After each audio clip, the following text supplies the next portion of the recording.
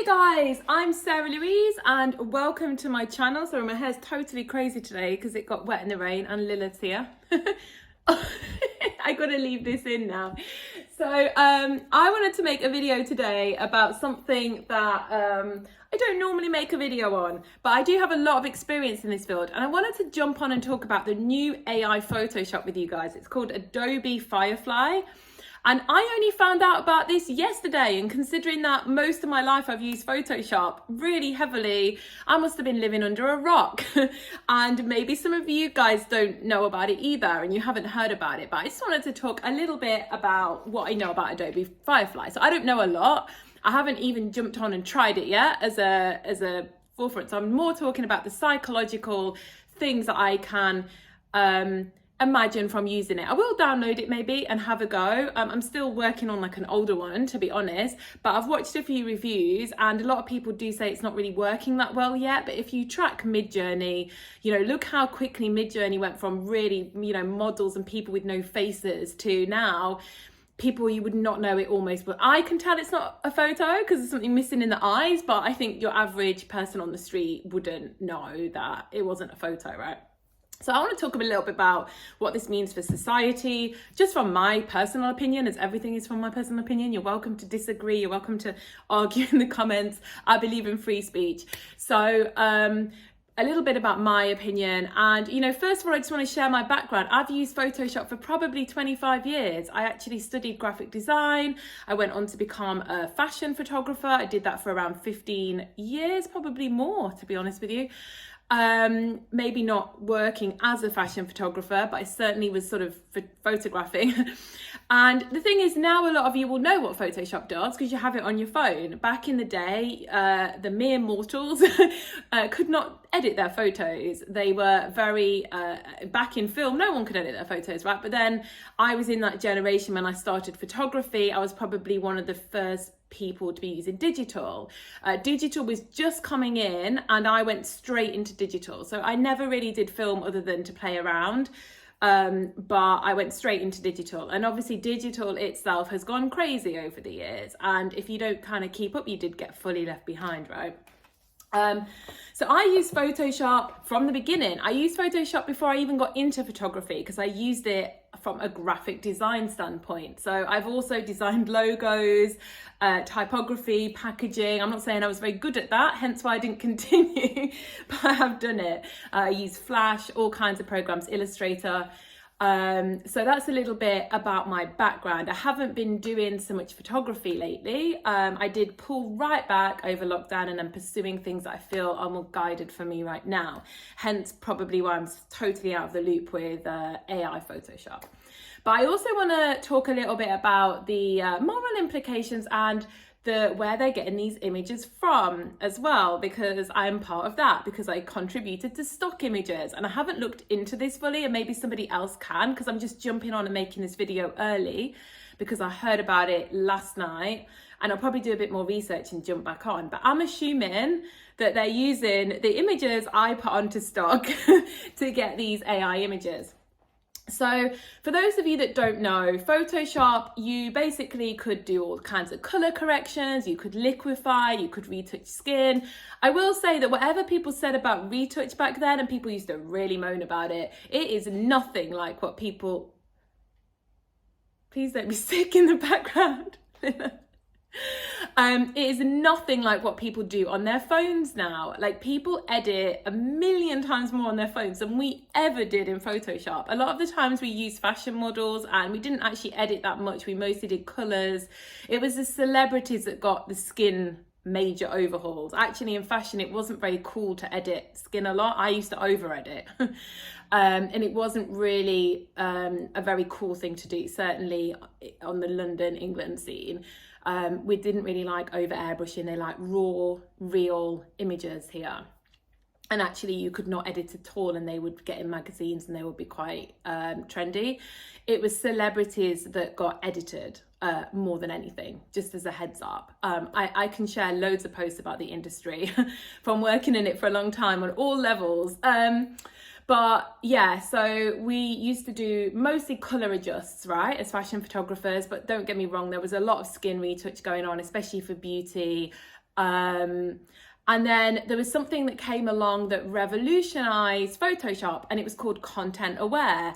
And what content aware used to do was, say you had a picture of the road and there was a ball on the road and you didn't want the ball on the road, you could draw a circle around the ball and it would disappear. Amazingly, it would all seep into the road and you'd have like a perfect cover that would have taken you hours to do. And a lot of the improvements on Photoshop were great for a long time because it just made your life quicker. So it wasn't that you could really do things that you couldn't do before, it was just quicker. And that's kind of, in a way, what the AI does, I suppose, but we're going a lot deeper. So AI Photoshop Firefly, as it's called, the AI Photoshop. So what it does, and I will pop a link in here to the official Adobe ad of them advertising their Firefly. And so here's some of the examples that they show you. So you can just go into the road, you can draw your little circle, you can type your prompts, yellow lines, boom, there's your yellow lines. Quick as that. And then you can generate fill. I mean, this is something that's been around for a little while, the side thing. Here you've got your deer, you cut him out, boom, he's in a city. None of this city you drew, you didn't have to paint any of it. It just comes from their stock of images and there it is. And then I think this one, they're just extending it and they're going to put some beautiful frozen reflection in the bottom and some northern lights over the top. Here we go. Northern lights, generate. As simple as and quick as that. And you can scroll through all these different options. And they say that, you know, they're all, I'm sure they say, do tell me if I'm wrong, but that they're getting these images from their stock account, right? And I was a stock photographer. I did everything in photography because unless you were shooting campaigns constantly, you kind of needed to, from a few places, you know, to eat. It was a very false economy, fashion photography, unless you were like right up there. Even if you got a big campaign, you didn't necessarily get one for months. So it actually just equaled out that you weren't really doing that well. Anyway, oh yeah, so I used to put some of my leftover outtakes on stock sites. I didn't really use Adobe, but actually my mum takes some photos and she puts some on Adobe and some of mine on Adobe. So they are on Adobe. And from what I believe, they're taking all those stock images that we already got really rinsed on because it used to get quite a lot of money for stock photography right in the beginning. And then what they did was over time, they just changed the contract and you ended up getting 10 cents when a picture was used and they could have been being paid 10, 20, 30, 40, 50, God knows how much for all these images, right? And you were getting 10 cents per image. But because you'd already spent all that time uploading them, people didn't take them off, right? They were like, oh, well, I might as well just leave them on, but I'm probably not going to bother putting new ones. So they have this massive bank of images, free images. And I think I'm sure that is what I heard. I will look into it more. Please tell me if I'm wrong. But I think this is where they are getting the stock images from, right? For creating this AI, for creating all these AI scenes, these AI backgrounds, and everything is going AI. We're AI crazy at the moment, right? And I do think it's going to put people out of work. I think there will still be things for big designers, big photographers, but your local little small business isn't going to want your small photographer anymore, or your small maybe photographer if it's events, because you can't AI people yet. But they're not, especially for designers and products, you know, they're just going to go straight into AI, right? So you're cutting out a massive client base with this. You know, what small business isn't going to just go on and make their logo in playing around in Photoshop and AI when it's free and or pretty much free if you've got the program already, and easy, and you can keep trying as well, so you don't have to pay somebody and then hate it and feel too embarrassed to say, or keep telling them to change it. You can just sit there and just regenerate, fine tune. And I think it's going to be a no-brainer that a lot of small businesses are going to go this route, and it's going to help them, but it's not going to help smaller creators. Now, I'm glad that I got into art a bit more recently, because I think there's always going to be a field for hand-drawn art, because people are going to seek real things, authentic things. Photoshop artists, I don't think so anymore. You know, what used to take hours, you can do in 5 words. and just keep refining, I think that's going to pretty much die off. I think NFTs is going to pretty much die off. This is just my prediction, because you can just produce so much amazing art. It's going to become worthless. It's going to become just, what's the point, right? And I think we'd already been changing a lot recently anyway. And I think this is one of the reasons that I wasn't even drawn to photography anymore, or certainly not in that industry.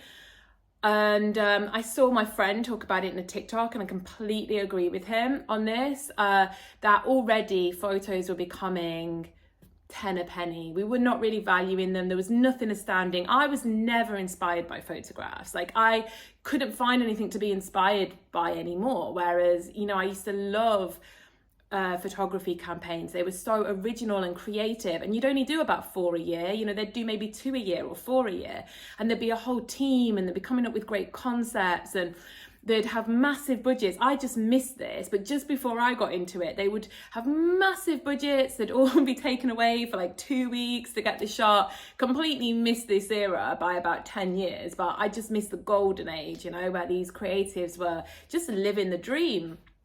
But still not as bad probably for me as it. I mean, now at least you can there's ways to self-monetize on social media and stuff, but I'm probably waffling a lot here, but I've just got a lot to say on it. So there are obviously always advantages, but I do feel, that really was the golden heyday when there was just so much money and so much time for photography budgets, and you saw the results. You know, we used to have classic, iconic photos. We do, in my opinion, we don't have this anymore.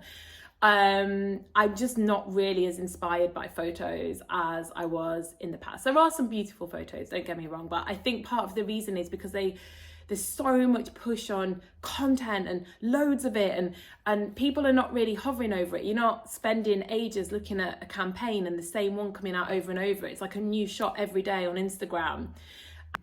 And, you know, we've just got all these mass-produced things, and, you know, maybe I'm just a pessimist, but I just feel people people don't want to sit through anything anymore. It's just shorts are so popular, reels are so popular. You know, we can't sit and appreciate a campaign shoot anymore. It's like we need a new one every day on Instagram, or else you don't keep your audience satisfied. And I do wonder, like, how much shorter and quicker can we really get before at some point it's going to implode and we're going to have to go back the other way, because I don't think we can get much shorter than like 15-second, 60-second reels, can we? I mean, maybe we can millisecond it in, and I just feel everything in the arts is less impactful than it used to be, and that's just my personal opinion. It's all about just push content, generate content, never get seen big anymore. You know, the irony is we get these better and better and better and better cameras so that we can get bigger and bigger and more pixels, and then we only see them on a screen, whereas we used to see them on TVs, billboards. When you were a photographer, your portfolio used to be like, you know, this size, and you would carry it around and you would show everyone your images. Now they probably just look on a phone.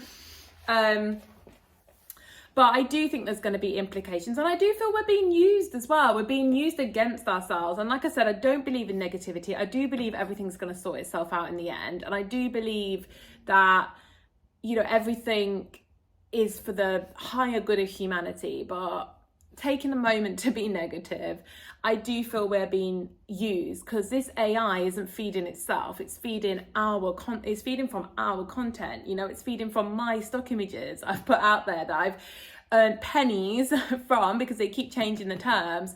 And now, to rub salt in the wounds, like, you know, I'm being put out of a job. I mean, I'm not, because I moved on already. I kind of saw it coming, but you get what I'm saying. And I do think it's pretty unfair. And I think that obviously these people creating these programs, some of them are probably innovators and exciting, but they're not really thinking how it's going to affect people and so quickly. Like, you can't just put all these creatives out of jobs this quickly.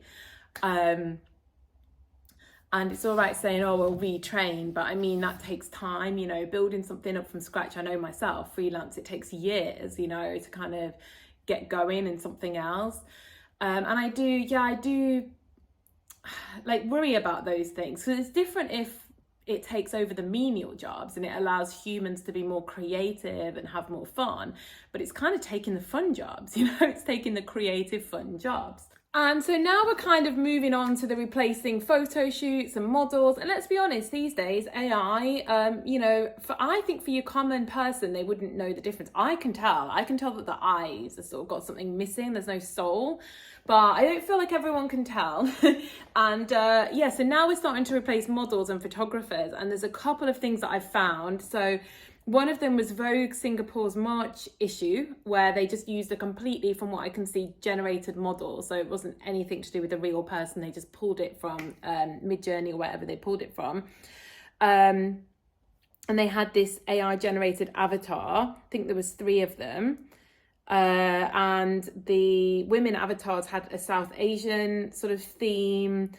And it was all about, the ethnicity and heritage. And they used Midjourney and DALL-E. I've had a go on Midjourney. I got bored on it, to be honest. It was sort of fun for 2 days and then I got really bored.